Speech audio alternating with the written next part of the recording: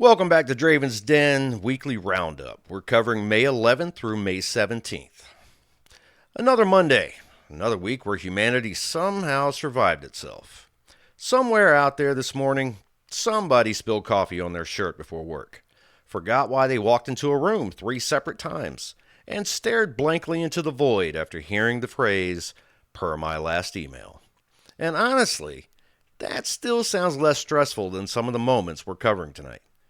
Because this week in history gave us collapsing ground beneath entire towns, violent storms turning daylight into darkness, the birth of America's first permanent English settlement, early spaceflight disasters, impossible survival stories, Hollywood beginnings, and a reminder that humanity has always been willing to launch itself into unknowns just to see what happens. Also, if you're new here, welcome to Dravin's Den, where history isn't treated like homework, because history was never just dates. It was fear. It was ambition, desperation, hope. Human beings making decisions in moments they didn't fully understand while living through them. Which honestly sounds a lot like modern life. So settle in, take a breath, and let's walk back into history. This is Dravin's Den.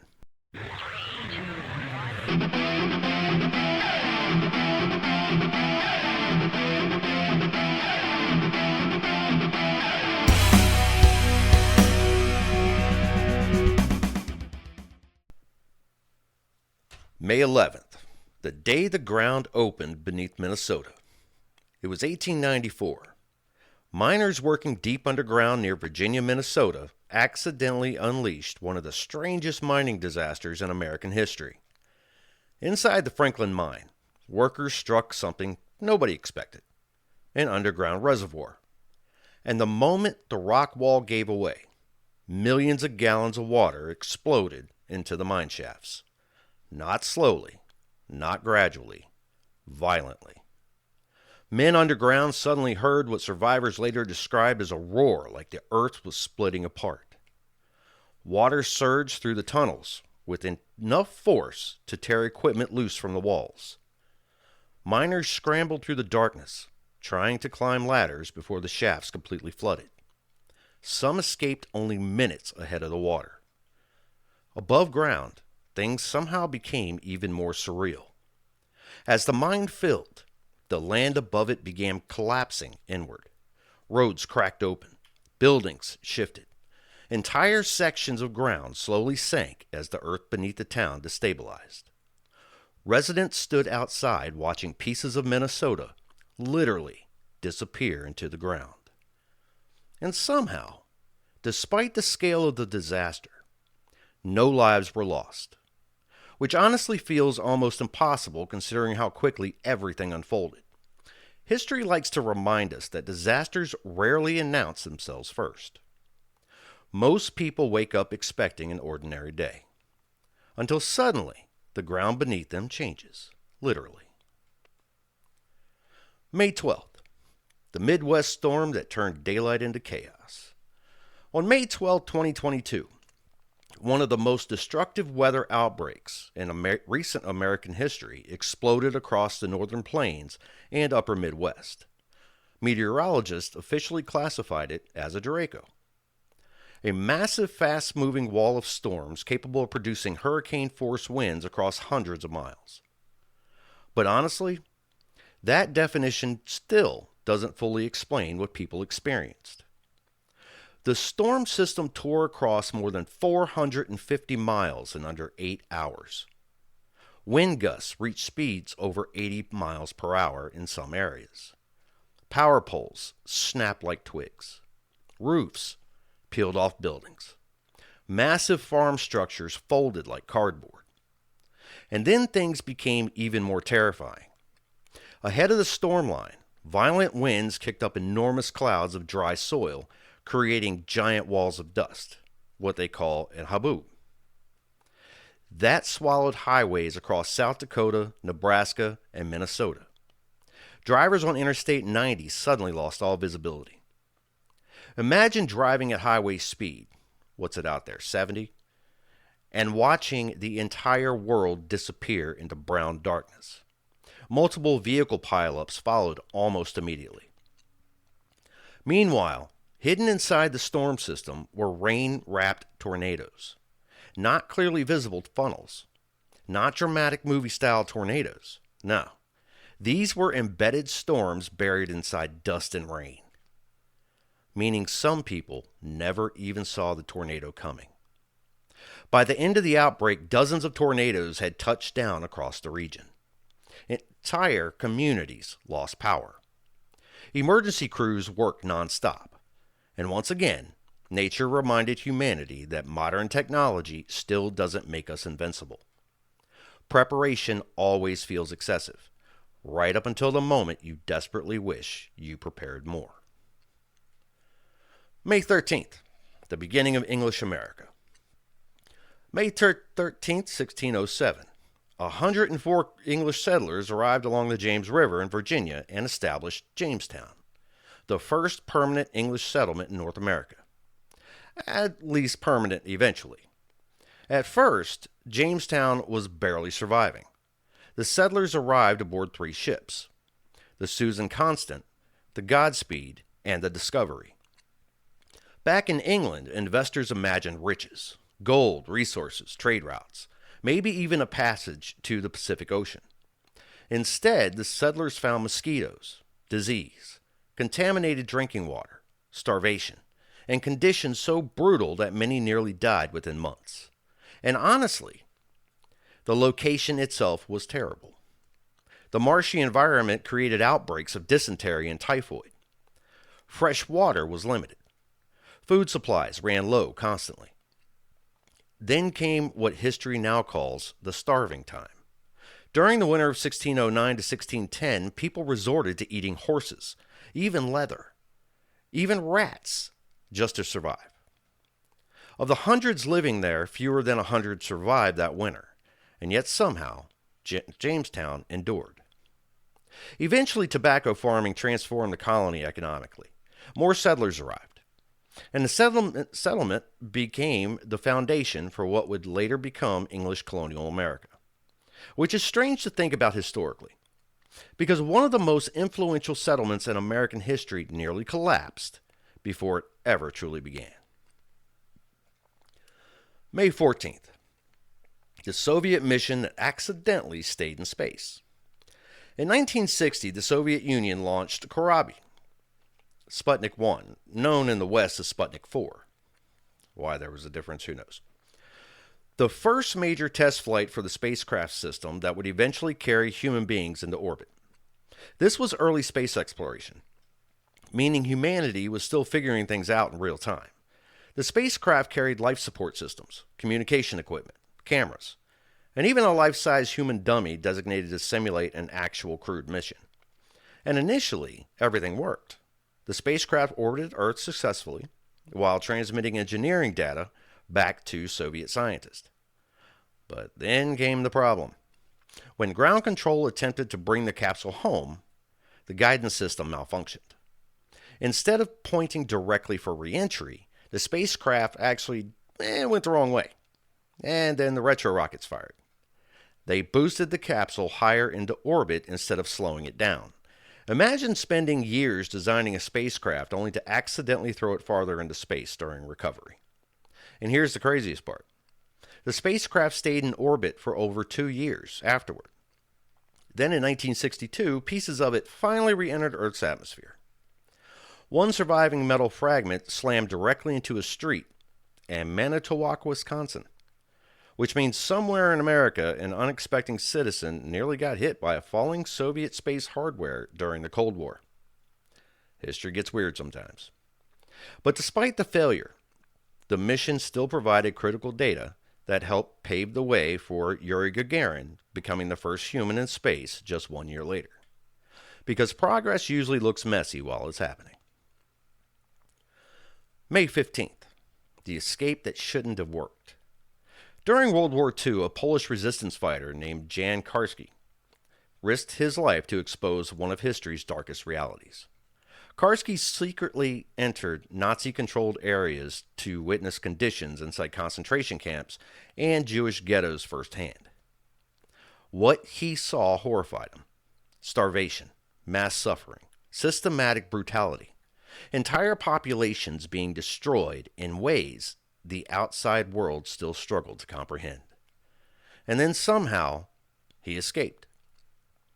Not because security was weak, not because the risks were small, but because resistance networks across occupied Europe were risking everything to move information beyond Nazi control. Karski carried reports directly to Allied leaders. He tried desperately to warn governments about the scale of what was happening. And one of the most painful truths historically is that many people struggled to believe him. Not because evidence didn't exist, but because the reality sounded too horrifying to fully accept. History warns us about that constantly. Sometimes human beings reject the truth simply because the truth feels unbearable, even when it's standing directly in front of them. May 16th, the Titanic Orphans. When people remember the Titanic disaster, they usually think about the ship itself. The iceberg, the sinking, the chaos. But one of the most emotional stories involved two tiny French brothers. Could be pronounced Michel, Michael, Mikhail. I'm not real sure on that one. And Edmund Navratil. Why these heart names got to be all crazy? Anyways, they were ages 4 and 2. The boys were traveling aboard the Titanic under fake names after their fathers secretly abducted them during a custody dispute. He boarded the ship using an alias while pretending to be a widowed father traveling with his children. Then the Titanic struck the iceberg. As panic spread across the decks, their father placed both boys into one of the final lifeboats. Before stepping away, he reportedly told young Michael, "When your brother comes for you, tell her I loved her dearly." Then he disappeared back into the crowd. The boys survived. Their father did not. When rescue ships arrived in New York, nobody knew who the kids were. They spoke only French. Authorities called them the Titanic Orphans. Newspapers across the world printed their photographs while investigators searched for answers. Then finally, their mother saw the photos in France. She crossed the Atlantic to reclaim them. And on May 16, 1912, 1 month after the disaster, the boys were reunited with her in New York. Michael Navratil would later become the final living male survivor of the Titanic. And decades later, he still remembered the night his father said goodbye. History becomes powerful when giant tragedies suddenly shrink down into deeply human moments. A father, 2 children, 1 final decision. Also on May 16th, back in 1929, the very first Academy Awards took place inside the Hollywood Roosevelt Hotel. And compared to today, it sounds almost unreal. The entire ceremony lasted only about 15 minutes. No giant stages, no dramatic music, no suspense-filled envelope openings. People already knew who won before arriving. Imagine trying that now. Social media would implode with disappointment.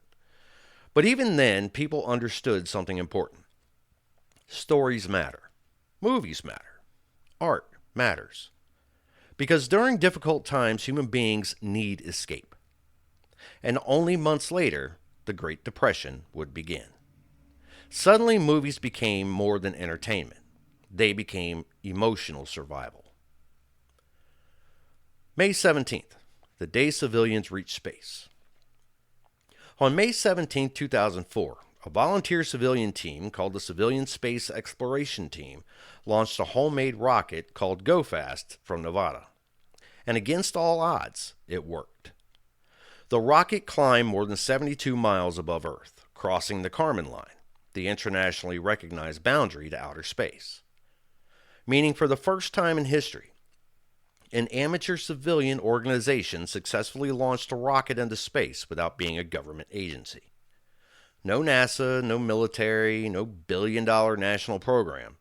Just engineers, volunteers, and people stubborn enough to believe they could do it themselves. The rocket accelerated to over 3,400 miles per hour, reached space, and even successfully deployed recovery systems afterwards. Now today, private spaceflight feels almost normal, but in 2004, this was revolutionary. For decades, reaching space had been reserved for governments and enormous budgets and Cold War resources. Then suddenly, a civilian team proved ordinary people could break through that barrier too. History changes when impossible things become achievable. And usually, the first people attempting them look a little crazy at the time. All right, this week's entry into the What the Hell People is called, Sir, You Cannot Outswim a Shark for Internet Content. So recently, wildlife officials in Australia had to intervene after several influencers ignored safety warnings and entered restricted waters specifically to film themselves swimming near large sharks. Because apparently social media has now convinced people that survival itself is optional, as long as the footage gets enough views. Authorities said some individuals deliberately approached feeding areas, trying to capture close encounter videos. Close encounter. That's one way to describe swimming near an apex predator with rows of teeth designed by evolution itself. One video reportedly showed a man trying to touch the water directly above a circling shark while his friend filmed from the boat. And every year we keep learning the same lesson. The internet has dramatically increased the number of people willing to risk becoming a Discovery Channel reenactment. Meanwhile, somewhere underwater, the sharks are probably looking up thinking, seals usually act smarter than this. Humanity invented satellites, vaccines, space travel, and yet people still voluntarily audition for Shark Week because somebody, might hit the like button. Outstanding work, everybody. History lives in ordinary people. Not just presidents, not just celebrities, families, grandparents, veterans, factory workers, single parents. The people who survive difficult years quietly without expecting recognition. If your family has a story worth preserving, send it in. Because some of those most powerful stories in history never made the textbooks. Send your stories to dravinsden@gmail.com. This week in history reminds us how fragile progress really is. A town nearly collapses underground. A storm turns daylight into darkness. A struggling colony somehow survives impossible odds. A spacecraft accidentally drifts through orbit for years. One man risks everything trying to warn the world about evil. And somewhere in the middle of all of it, human beings kept moving forward. That's always been the story. Not perfection, persistence. People adapting in real time while living through moments they didn't yet realize future generations would study. And maybe that matters more than we think. Because most people in history had no idea they were standing inside history while it was happening. They just kept going. So if life feels uncertain right now, keep going too. I'm Stan Miles, and that's the rest of history. Stay curious.